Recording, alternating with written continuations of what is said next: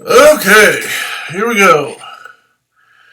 Canon U.S.A. photographer RandallMRueff reporting Saturday, January 30th, 2016 AD, 2:46, almost 2:47 a.m. The first leaked photos of the Canon 1DX Mark II. Here we go. This is from petapixel.com. There's the link. But it's petapixel.com, petapixel.com. Now, I can't verify any of this information, but this is what they're reporting. Published January 29th, which was yesterday, by Michael Zahn. I'm saying that name correctly. It looks nice. Not much change. A little bit better. A little bit more streamlined. But basically, they're pretty much the same. I'll remember something. I was like, this is exciting. Okay. Official product photos of the soon-to-be-announced Canon 1DX Mark II have leaked onto the web, giving us a glimpse of what Canon has up its sleeve for the next iteration of its flagship DSLR. Japanese website digicam/info obtained and published the photos today. Here's what the front of the 1DX looks like. Okay. And the 1DX Mark II.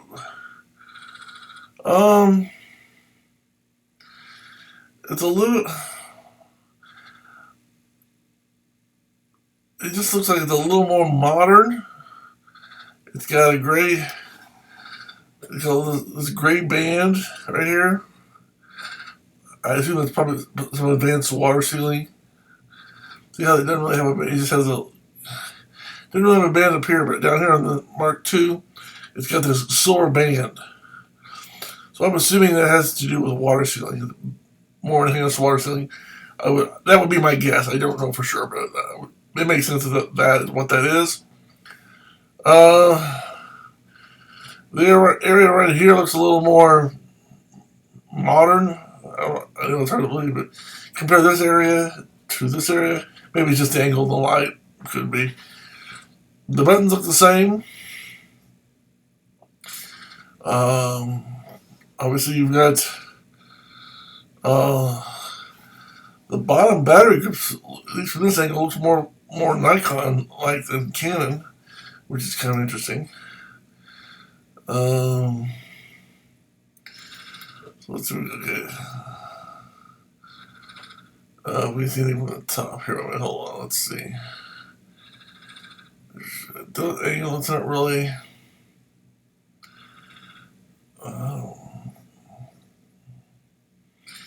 Let's see the top. See if we can see any differences in the Mark II. This is more of a brownish color. This is more of a grayish. Again, that could just be the lighting of the picture. 1, 2. 1, 2. I'm trying to see if anything looks different here. I'm just comparing.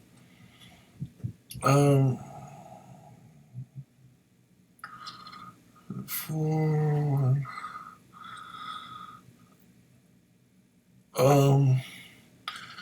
See how this one's got a little bit of a thing on the front. This one's kind of... I mean, there's some minor... You can notice some minor differences. Not so much on the buttons, but the way the plastic around the buttons is formed. See how this one kind of goes like a mountain. This one's kind of like a fence around the house. But they're basically it's the same.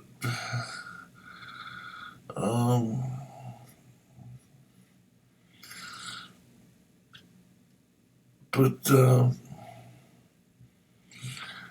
pretty much the same overall. I mean, no major changes there.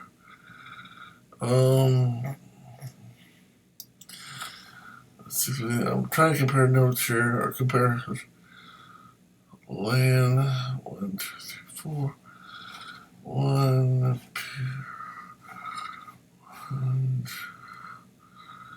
Okay, here. This is something different. On this one, you got photo.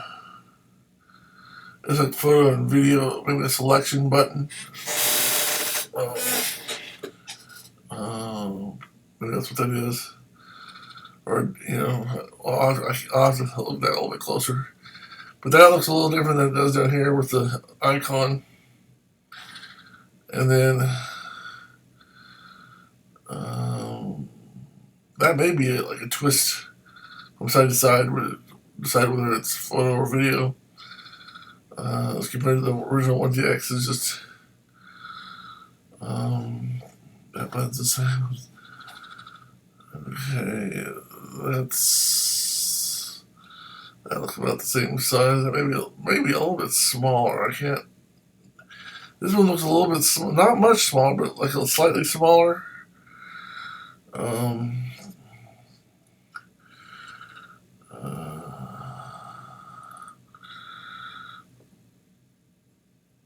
And the light on the Mark II right here is smaller. See how this one's bigger on the original? The light right here is smaller, which, you know, it doesn't have to be that big. As long as you can see it when it's lit, that's all you need, really.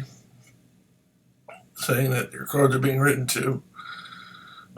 So there's some minor differences from the outside. I don't think even anything really major. I mean, you can tell there's a few things that have been changed. Okay, they go on to write. As you can see, unlike the new new Nikon D5, which saw a number of user interface changes compared to its predecessor, Canon is keeping the physical interface of this camera largely unchanged. As we just discussed, most of the stuff is pretty much the same. There's a few changes here and there, but overall it's pretty much the same. Rumored specs. Again, here we go. Rumored specs. They don't know. They're just guessing. The 1DX Mark II includes 20.2 megapixel sensor, a max ISO of 51,200, expandable to 409,600, 14 frames per second, continuous shooting, 61-point autofocus system, 4K video, and some new technologies under the hood. Here's a full list of specs that have appeared so far. Now, again, these are just rumors. They don't know for sure. They don't know crap. At least it doesn't seem like it. They're just guessing, or they're speculating. But again, since they're speculating, let me speculate. I've got some okay. 20.2 megapixel CMOS sensor. Is that possible? Yes, of course it's possible. I'm hoping it's a lot more. I'm hoping it's like 50 megapixels, like 5DS and 5DSR, or even double that of 100 megapixels. I would love it to be 100 megapixels. That would just blow everybody away. I don't think it's going to be 100 megapixels. But wouldn't that be cool if it was? I think it could be 50 megapixels. I think it could be 65 or 75. But is it going to be 20 or 25 or 24? Who knows? I have no idea.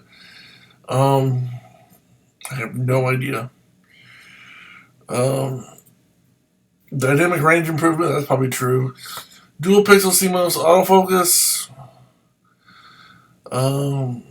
probably. Dual Digit 6 processors. No, I don't think that's going to be. I think it's going to be Digit 7 processors. I don't know if Digit 8 processors are out yet, but I think Digit 7's. I think it's going to be dual Digit 7 processors or 7 Plus processors. Maybe the 6 Plus is not quite a 7. I don't know. I would imagine it would be dual Digit 7, but who knows? ISO 100 to 5100, that's what they've got now. How high and how low it's going to go, who knows? 14 frames per second, that's only 2 frames more. Actually, they have 14 frames per second. They have 14 frames per second on the 1DX now, but to get to the 14 frames per second, you have to have the mirror locked up. And that's the way I would shoot. But continuous shooting 14 frames per second, you can do that now. You have the mirror locked up. So I think it's going to be more than that, I'm hoping. Live view mode, 16 frames per second. I don't know about that. That's going to be interesting. I don't know. That's an interesting. Not so much the live view mode, but how many frames a second. All the settings to the live view mode is what's going to be interesting. Continuous shooting possible number is 170 frames in RAW and JPEG unlimited. I mean, what I mean by unlimited is to the maximum capacity of the card. That sounds likely. Again, depends whether you use full, if they're going to have a full RAW or medium RAW or small RAW. Depends how your camera's set and what different settings they're going to have for RAW. And if it not only is RAW going to be for photos, but it's going to be for video. I know a lot of people are wanting RAW video, and that's going to be interesting to see as well. But 170 frames in RAW, that's not unlikely, I don't think. Could be more, could be less. I'm not real sure. I'm not real up on how many RAW frames 1DX does because I don't shoot RAW. 61 point autofocus. I think they're going to expand our 61 points. I think it's going to be more. I think it's going to be more cross-type points. Autofocus is -3 EV. I don't know. I don't really understand all that, so I don't know or care. To be honest, I just hope it's as good as it was or better, I assume. I'm hoping. Would assume. With lighting, autofocus point red. We'll see. Who knows? That's not really a big issue as far as I'm concerned what color the autofocus light is. AI autofocus accuracy improved to autofocus 3 plus or minus 3 million. How many zeros is that? 3, 1, 2, 3. 360,000. That's why you put comments in there, people, so people can actually read the number. We have a lot of the same numbers. EOS ISA, EOS ITR, I don't even know what that is. Viewfinder magnification of 0.76 times.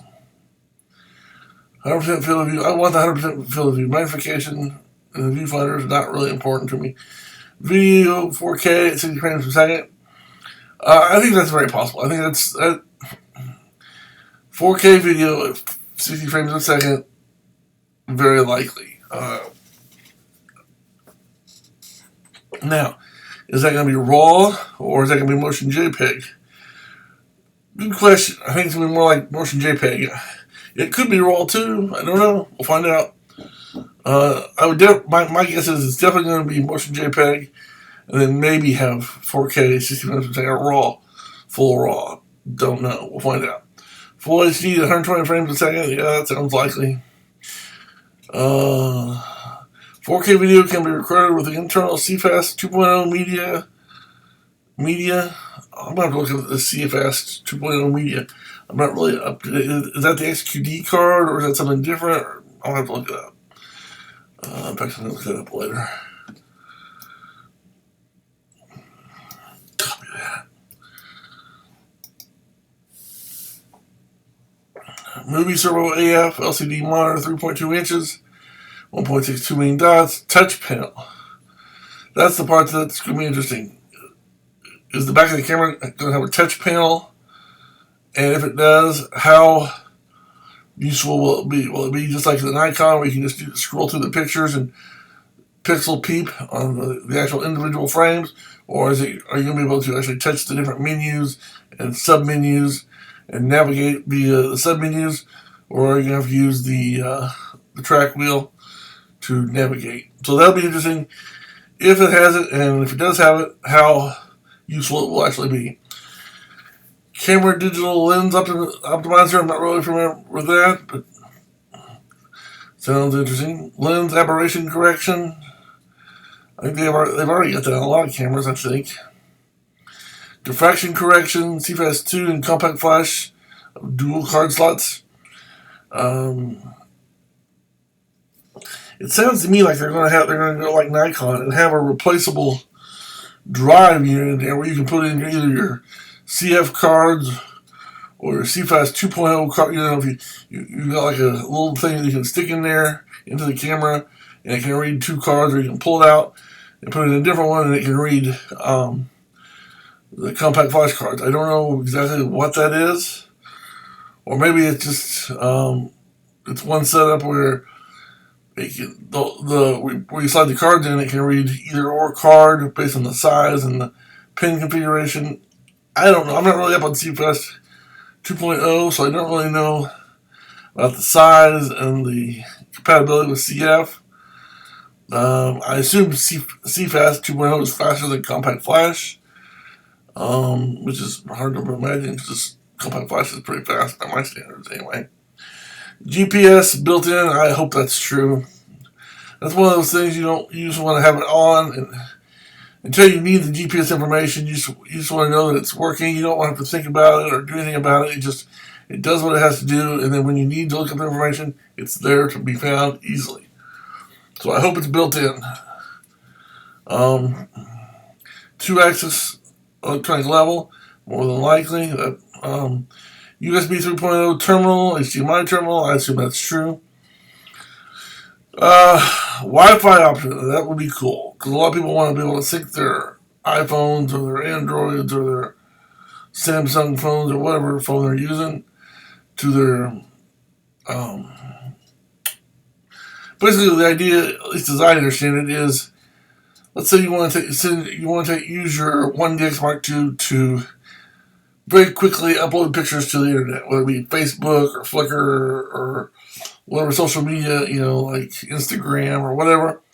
You can turn your smartphone on, turn your 1DX Mark II on, and then you can have them communicate. Basically, you can take the picture with 1DX Mark II, it sends it to the camera automatically knows, or your smartphone automatically knows, hey, send that picture to Flickr or Facebook or whoever you've got set up to go to. It can do that automatically, or you can just have it set where you can send all your pictures to your smartphone, or just however you want to set it up. Most people, I think, would just set it up so they can. You have different people are going to do different things, but where they can just go from the camera to the smartphone to the internet. Now, it could be a Wi-Fi option where if you're in a place with a Wi-Fi base station where you can send have some internet access and deliver straight from the camera to the internet, that might be interesting. What it actually will be and what it can actually do has yet to be found out, obviously. Size of 158 by 167.6 millimeter by 82.6 millimeter. Weight is at 1340 grams, which doesn't tell me a whole lot. I'd have to do the math to figure it out.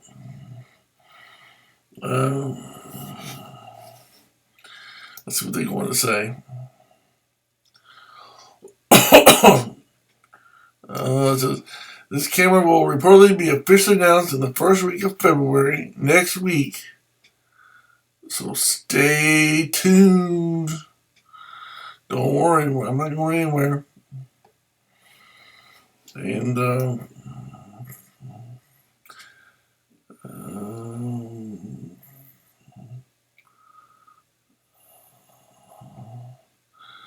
I'm just not seeing if there's any comments I really want to read and take time to. Well, if you want to take the time, there's a bunch of comments already, not a whole bunch, but a decent amount.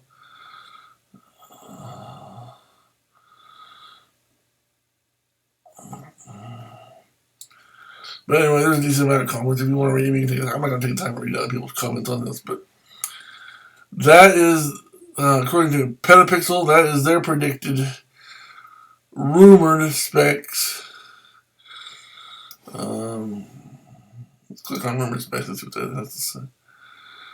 Okay, so here's their list again.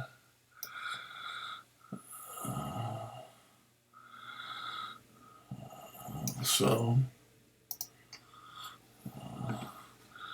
there's another link I want to check out up here. I'm trying to remember where it was.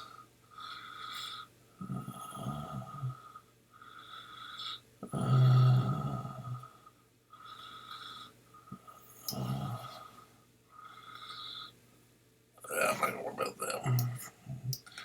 But basically, on the outside, if these are actual pictures, it looks pretty much the same, with a few minor tweaks here and there. It looks pretty much the same on the outside.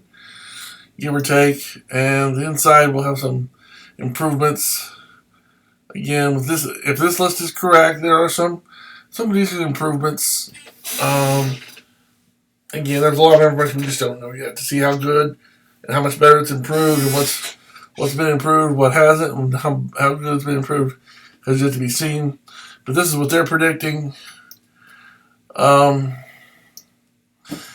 time will tell. But they're going to announce it next week sometime, so maybe Monday or Tuesday. Well, it could be only a couple days away. So there you have it. So until next time, I'm Canon U.S. photographer, RandallMRueff. Thank you for watching every day. May God bless you. As always, keep taking those pictures. Bye.